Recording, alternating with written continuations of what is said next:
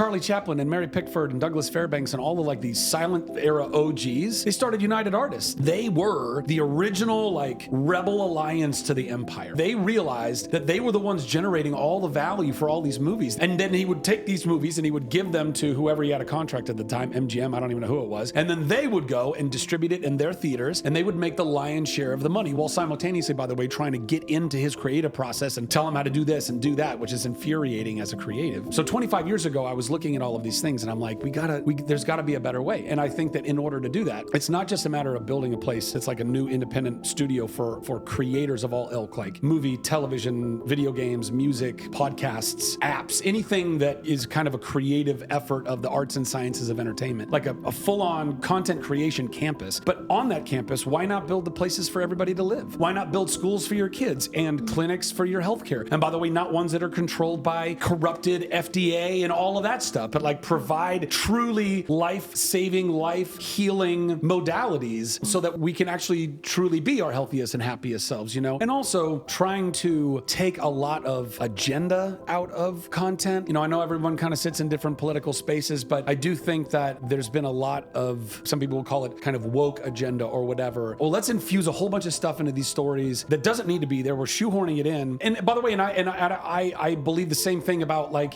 trying to shoehorn Jesus into a story. It's like, well, you shouldn't do that either.